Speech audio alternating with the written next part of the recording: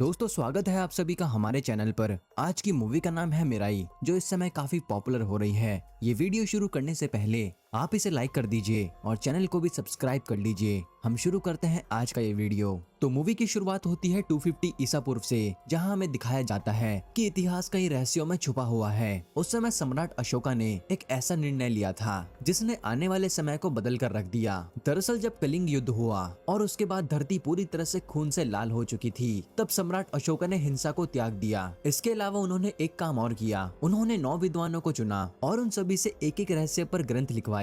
इन सभी ग्रंथों में अलग अलग प्रकार की शक्तियां छुपी हुई थी, जो कि एक आम इंसान के पास होना नामुमकिन है। और जब इन विद्वानों ने ग्रंथों को लिख दिया, तो सम्राट अशोका ने अलग अलग देश में अलग अलग योद्धाओं को ये ग्रंथ बांट दिए, जो योद्धा आज भी इन ग्रंथों की रक्षा कर रहे हैं। इसके बाद हम साल 2000 का सीन देखते हैं, जहाँ हम एक महिला को देखते हैं जिसका नाम अंबिका होता है और वो 9 ग्रंथों की रक्षा कर रही है, जिसमें भविष्यवाणी का रहस्य छुपा हुआ है और भविष्यवाणी देखने की शक्ति अंबिका के अंदर भी मौजूद है। हाल फिलहाल में अंबिका ने अपनी शक्तियों द्वारा भविष्य देखा है, जिसमें काली शक्ति सभी ग्रंथों को हासिल कर लेगी और अगर ऐसा हुआ तो उन शक्तियों को कोई भी हरा नहीं सकता। तब अंबिका एक बड़ा फैसला लेती है, वो उन सभी योद्धाओं को एक जगह बुलाती है जो उन ग्रंथों की रक्षा कर रहे हैं। सभी योद्धा अंबिका के बुलाने पर एक जगह पर इकट्ठा होते हैं और तब अंबिका उन सभी योद्धाओं को बताती है कि आने वाले समय पर एक काली शक्ति हम पर हमला करेगी और हमारे ग्रंथों की शक्तियों को छीन लेगी। मगर वो योद्धा अंबिका की बात नहीं मानते और उससे बहस करने लगते हैं। योद्धाओं का कहना था कि जो ग्रंथ हमारे पास हैं, उनसे हमें अपार शक्तियां मिली हुई हैं, जिसका इस्तेमाल करके हम उसी काली शक्ति को हरा सकेंगे। अंबिका कहती है, मैंने जो बात तुम्हें बताई है ये कोई कल्पना नहीं है, ये भविष्यवाणी है जो मैंने अपनी शक्तियों के द्वारा देखी है। मगर वो सभी योद्धा अंबिका की बात को नहीं सुनते। तब अंबिका को समझ में आता है कि इन्हें समझाना बेकार है और अब वो अगस्त मुनि से मिलने के लिए एक कैलाश पर्वत की ओर चल देती है, क्योंकि अगस्त मुनि ही है जो इस समस्या का समाधान कर सकते हैं। तब अंबिका यहाँ प्रेग्नेंट होती है। इसके बावजूद भी वो कठिनाइयों को सहते हुए कैलाश पर्वत पर चढ़ने लगती है। तब अंबिका रास्ते में पेट में पल रहे बच्चे से बात करने लगती है। फिर कठिनाइयों को पार करके अंबिका आखिरकार कैलाश पर्वत पर चढ़ जाती है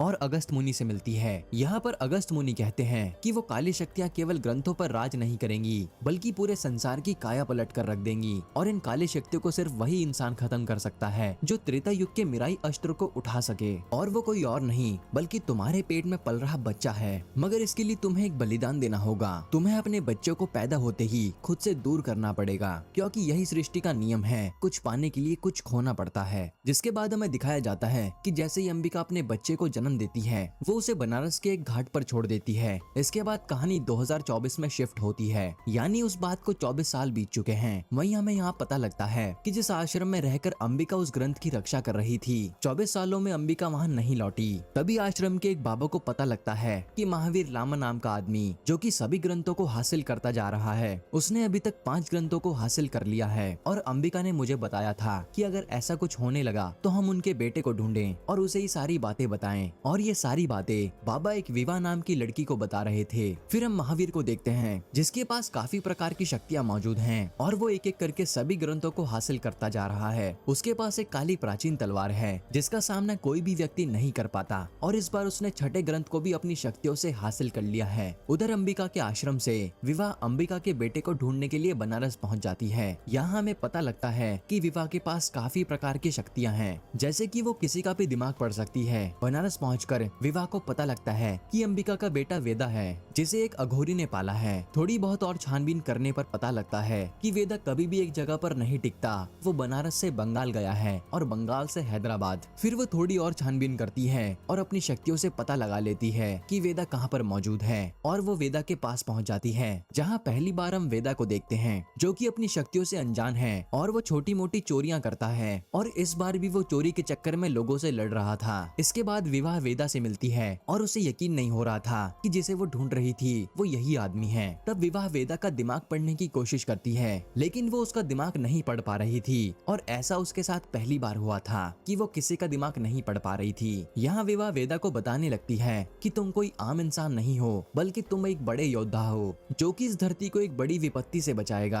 मगर वेदा विवाह की बातों पर यकीन नहीं करता। वहीं दूसरी तरफ हम महावीर को देखते हैं, जिसने 7वें ग्रंथ के बारे में पता लगाया था और वो 7वें ग्रंथ को छीनने पहुंच जाता है, जहां वो सभी योद्धाओं को मारकर 7वें ग्रंथ को भी हासिल कर लेता है। इधर हम देखते हैं कि वेदा विवाह को लाइक करने लगा था और वो उसके साथ ज्यादा से ज्यादा समय बिताना चाहता था। मगर विवाह बार बार वेदा को बस यही कह रही थी कि तुम कोई आम इंसान नहीं हो, तुम एक योद्धा हो जो कि हमें एक बड़ी विपत्ति से बचाएगा। विवाह वेदा को ये भी बताती है कि तुम्हारा जन्म कोई बड़े मकसद के साथ हुआ है और तुम्हारी शक्तियों के द्वारा ही मिराई अस्त्र तक पहुंचा जा सकता है। यहाँ विवाह वेदा को उस काली शक्तियों के बारे में बताती है जो सभी को खत्म करना चाहती है। विवाह ये भी बताती है कि तुम्हें अपनी शक्तियों को पहचानने के लिए एक मुद्रा धारण करनी पड़ेगी, जिसे आंतरिक मुद्रा कहते हैं। तब विवाह के बताए गए आंतरिक मुद्रा को जब वेदा लगाता है तो उसे अपनी माँ की कही हुई सारी बातें याद आने लगती हैं। जब अंबिका कैलाश पर्वत पर चल रही थी तब उसने वेदा से जो कहा था वो सारी बातें उसे याद आने लगती हैं कि हम अलग तो हो रहे हैं लेकिन हमेशा साथ रहेंगे, हमारी मुलाकात दोबारा जरूर होगी और वो होगी तंत्रवन में। जो सुनते ही वेदा की आंखें खुल जाती हैं। उसकी आंखों से आंसू बह रहे थे और नाक से खून, और वेदा समझ जाता है कि विवाह जो उसे इतनी देर से सारी बातें बता रही थी वो सभी बातें सच हैं और वो अब उसके बताए हुए रास्ते पर ही चलेगा।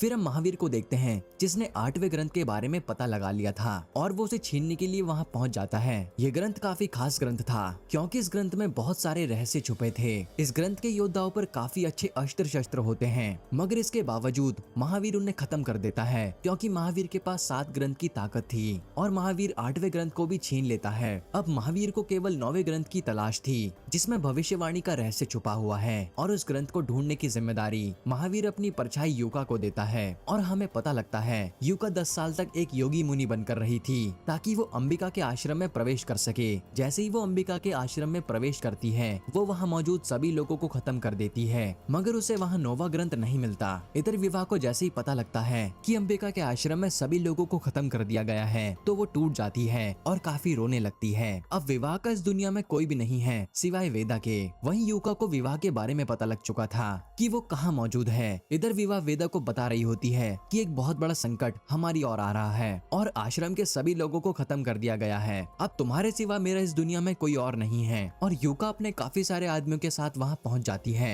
मगर विवाह की ढाल बनकर वेदा बीच में खड़ा होता है। तब वेदा उन आदमियों को मारने लगता है, मगर वो यूका को नहीं मार पाता क्योंकि यूका उससे काफी ज्यादा पावरफुल थी और वेदा को घायल करके यूका विवाह को अपने साथ ले जाती है। अब यहाँ पर वेदा को कुछ समझ नहीं आ रहा था तो वो दोबारा से मुद्रा लगाकर बैठ जाता है और यहाँ पर उसे सभी रास्ते दिखने लगते हैं। सबसे पहले उसे तंत्रवन के बारे में पता लगता है, जिससे वो मिराई के अस्त्र तक पहुँच सकता है। अब जब भी वेदा को कोई दिक्कत होती है तो वो आंतरिक मुद्रा में बैठ जाता है और अंबिका उसे रास्ता दिखा देती है। वहीं अगस्त मुनि ने अंबिका से कहा था कि जब वेदा अपना लक्ष्य समझ जाएगा तो उसके चेस्ट पर एक निशान बनेगा जिससे वो सबसे अलग दिखेगा, और ये निशान उसकी बॉडी पर बन चुका था। इसी निशान को देखकर वेदा मिराई का रास्ता ढूंढ लेता है। अब वेदा एक छोटे से गांव से कैलाश पर्वत की ओर निकलने लगता है, मगर गांव में रहने वाले लोग वेदा से कहते हैं कि 300 सालों में अब तक कोई भी इंसान ऐसा नहीं है जो इस पर्वत से जिंदा वापस लौटा हो। मगर वेदा उनकी बात नहीं सुनता और कैलाश पर्वत पर चढ़ाई कर देता है, जहां आगे बढ़ते बढ़ते वेदा की हालत खराब होने लगती है। उसे सांस लेने में दिक्कत होने लगती है, मगर वो हार नहीं मानता और इतनी कठिनाइयों का सामना करने के बाद वो आखिरकार वहां तक पहुंच जाता है। अब वेदा जैसी अस्त्र को लेने के लिए उसकी तरफ बढ़ता है, तभी उस पर एक जटायु हमला कर देता है। ये जटायु कई सालों से इसकी रक्षा कर रहा था। जटायु वेदा को रोकने की कोशिश करता है। वहीं वेदा को पता था कि जटायु को मारना नहीं है, जिसके बाद वेदा किसी तरह अस्त्र को हासिल कर लेता है। अब वेदा के पास वो अस्त्र होता है, लेकिन उसकी शक्तियां नहीं। दरअसल वेदा जब तक अस्त्र के बारे में ढंग से पता नहीं लगाएगा तब तक वो अस्त्र उसके हाथ में केवल एक लाठी का काम करेगा। इधर वेदा जब वापस गाँव लौटता है तो गाँव के लोग उसे भगवान की तरह पूजने लगते हैं, क्योंकि 300 साल में पहली बार ऐसा हुआ है कि कोई आदमी कैलाश पर्वत से वापस लौटा है। तभी यहाँ वेदा की मुलाकात अगस्त मुनि से होती है। वेदा अगस्त मुनि के बारे में कुछ नहीं जानता था, इसीलिए अगस्त मुनि कहते हैं कि तुम मुझे एजी कहकर पुकार सकते हो। अब यहाँ पर अगस्त मुनि वेदा से काफी सारी बातें बताते हैं और उसे त्रेता युग के बारे में भी काफी चीजें बताते हैं जो कि वेदा को आगे चलकर काम आएंगी। अगस्त मुनि ये भी बताते हैं कि अस्त्र तुम्हारी भी मदद करेगा जब तुम इसे अपने लक्ष्यों के बारे में बताओगे और इसे वहाँ लेकर जाना होगा जहाँ प्रभु श्री राम ने पहली बार अस्त्रों को उठाया था। उधर हम विवाह को देखते हैं जो कि महावीर के कब्जे में होती है। महावीर उसे अपने पास्ट के बारे में बताता है। वो बताता है कि जब वो छोटा था तब उसके गाँव के लोग काफी काफी अत्याचार करते थे, उसकी माँ को चुड़ैल कहते थे और उससे दूर भागते थे। और इन्हीं सब के कारण जैसे जैसे वो बड़ा हो गया उसे लोगों को मारने की इच्छा जगने लगी और एक दिन उसने पूरे गांव को जलाकर राख कर दिया और तभी से वो लोगों को खत्म करता आ रहा है। वहीं वेदा उस जगह पर पहुंच जाता है जहां प्रभु श्री राम ने अस्त्रों को पहली बार उठाया था, लेकिन उसे वो एग्जैक्ट पॉइंट नहीं मिल रहा था। थोड़ी देर ढूंढने पर वो जगह मिल जाती है, मगर तभी वहाँ पर महावीर के कुछ लोग आते हैं जिनके साथ यूका भी आई थी। इसके बाद वो सारे लोग मिलकर वेदा पर अटैक कर देते हैं, मगर वेदा उनसे लड़ नहीं पाता क्योंकि वो काफी सारे होते हैं। तब वेदा को एक चीज याद आती है और वो मिराई अस्त्र को पकड़कर कहता है कि मेरी माँ का उद्देश्य ही मेरा उद्देश्य है। इसके बाद वो एक मंत्र कहता है और मंत्र खत्म होते ही यहाँ पर एक बहुत बड़ा धमाका होता है और अब उस अस्त्र में ताकत लौट आई थी, जिसके बाद वो युगा के साथ उन सभी लोगों को खत्म कर देता है। इसके बाद वेदा विवाह तक पहुंच जाता है जहां हम देख पाते हैं कि युका ने विवाह को काफी घायल कर रखा था, मगर जैसे ही वो अस्त्र विवाह के हाथ में आता है तो विवाह अपने आप ठीक हो जाती है। यहाँ वेदा को समझ आता है कि अस्त्र किसी को भी पूरी तरह से ठीक कर सकता है। अब यहाँ विवाह से पता चलता है कि उसे मालूम नहीं था कि नौवा ग्रंथ कहाँ रखा हुआ है, मगर वेदा को याद आता है कि अगर नौवा ग्रंथ को ढूंढना है तो वहाँ जाना पड़ेगा जहाँ पहले ग्रंथ को रखा हुआ था, यानी कामाख्या में, जहाँ पर सभी अघोरी रहते हैं जिनके पास तांत्रिक शक्तियाँ होती हैं। इसके बाद ये कामाख्या पहुँच जाते हैं, मगर अघोरी बाबा इन्हें नहीं मिल पा रहे थे, लेकिन किसी तरह वेदा अघोरी बाबा के पास पहुँच जाता है और वेदा के हाथ में अस्त्र देखकर अघोरी बाबा समझ जाते हैं कि ये वही इंसान है जो आने वाली विपत्ति से हमें बचाएगा। फिर अघोरी बाबा वेदा को एक कहानी सुनाते हैं। वो बताते हैं कि कामाख्या में पहले ऐसे कई लोग थे जो कि काले जादू को मानते थे और उसकी पूजा करते थे। अधिकतर लोग काले जादू की शक्तियों को काफी अच्छे से जानते थे और मैं उन सब में सबसे ऊपर था। फिर एक दिन मैंने एक गांव को जलते हुए देखा जिसके बाहर एक छोटा सा लड़का खड़ा हुआ था और वो काफी डरा सहमा लग रहा था, तो मैं उसे अपने साथ कामाख्या लेकर आ गया और उसे अपनी तरह काफी सारी तांत्रिक शक्तियों के बारे में बताया। थोड़े दिनों के अभ्यास के बाद वो काफी सारी शक्तियों के बारे में सीख गया था। धीरे धीरे वो सारी चीजें करने लगा जिसमें हमने महारत हासिल की थी और तभी वो समय आ गया था जब पहले ग्रंथ की रक्षा के लिए एक इंसान को चुना जाना था। वहीं मेरा बेटा भी काफी बड़ा हो गया था और वो काफी शक्तिशाली था। फिर जब परीक्षा हुई तो सबकी शक्तियां देखने को मिली, तो मुझे मालूम चला कि जिस बच्चे को मैंने चुना है वो काफी बुरा इंसान है। उसमें लोगों को बचाने वाली शक्ति नहीं बल्कि मारने वाली शक्ति है। इसीलिए मैंने उसकी जगह अपने बेटे को ग्रंथ की रक्षा के लिए चुन लिया। जिसके बाद उसने गाँव के सभी लोगों के हाथ पर एक जादुई धागा बांधा जिससे वो आने वाले टाइम पर सभी लोगों को अपने वश में कर सके। और फिर वो दिन आ गया जब उसने अपनी असली पहचान दिखाई, तो उसने सभी लोगों को अपने काबू में कर लिया था, यहाँ तक कि मुझे भी। और कुछ ही देर में सभी लोग मरने वाले थे। तभी यहाँ पर अंबिका आती है जिसने सभी लोगों के लिए एक कवच बनाया और उस जादुई धागे को अपने पास ले जाकर जला दिया। मगर इस चक्कर में अंबिका को खुद भी अग्नि में विसर्जन होना पड़ा और उसने गाँव को बचाने के लिए अपना बलिदान दे दिया। मगर आग में पूरी तरह से जाने के बाद अंबिका ने अघोरी बाबा को भविष्य बता दिया कि यही बच्चा आने वाले टाइम पर सभी ग्रंथों को हासिल करके दुनिया की काया पलट करेगा। लेकिन जैसे ही उसकी नजर 9वें ग्रंथ पर पड़ेगी तब उसका विनाश होना निर्धारित है। जो सुनते ही वो बच्चा वहाँ से भाग जाता है और ये बच्चा कोई और नहीं बल्कि महावीर होता है। अंबिका ने अपना बलिदान देकर गाँव के लोगों को बचाया था और तभी से इस गाँव में एक दीपक भी जल रहा है जो कि अंबिका की याद में जलाया जाता है। तब वेदा उस दीपक के सामने खड़ा होता है और कहता है कि माँ, तुमने जितने भी बलिदान दिए हैं वो व्यर्थ नहीं जाएंगे। मैं सभी ग्रंथों को उनकी जगह पर पहुंचा दूंगा। फिर वेदा मुद्रा लगाकर पता लगा लेता है कि वो 9वां ग्रंथ कहाँ पर रखा हुआ है और वो वहाँ जाकर उस 9वें ग्रंथ को निकालकर योगी स्थान तक ले जाने की कोशिश करता है, जहाँ रास्ते में महावीर आ जाता है और यहाँ दोनों में काफी तगड़ी फाइट होती है। जहाँ महावीर के पास 8 ग्रंथ की ताकत थी, वहीं वेदा के पास सिर्फ मिराई अस्त्र होता है। तब यहाँ पर महावीर के पास काफी पावर होती है और वेदा अस्त्र होने के बावजूद भी कुछ नहीं कर पा रहा था। महावीर वेदा पर भारी पड़ जाता है और वो उस 9वें ग्रंथ को भी ले लेता है और अब महावीर काफी ज्यादा पावरफुल आदमी बन चुका था।